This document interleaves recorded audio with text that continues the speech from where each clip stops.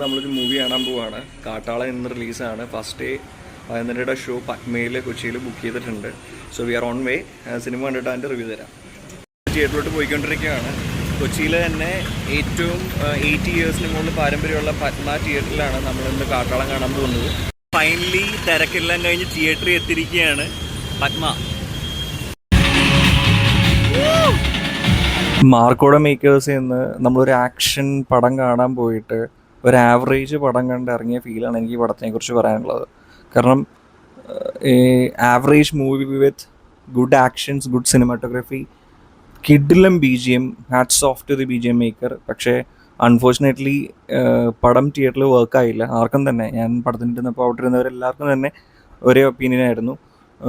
കാരണം നമ്മൾ ആ ഒരു പഞ്ച്, നമ്മൾ പെപ്പയുടെ ഒരു പടത്തിന് തിയേറ്ററിൽ പോകുമ്പോൾ നമ്മൾ പ്രതീക്ഷിക്കുന്നത് പെപ്പയുടെ ഇടി, ഒരു ഗൂസ്ബം മൂമെൻറ്റ്സ്, ഇങ്ങനെയുള്ള കുറേ കാര്യങ്ങളാണ്. പക്ഷേ ഒന്നും തന്നെ ഇമോഷൻസ് ആണെങ്കിലും സ്ക്രിപ്റ്റ് ഭയങ്കരമായിട്ട് ഫ്ലാറ്റായിപ്പോയി.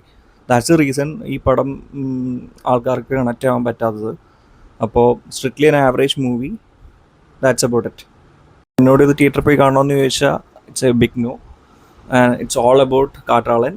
സോ അടുത്ത സിനിമ വരേക്കും സ്റ്റേ ട്യൂൺഡ്.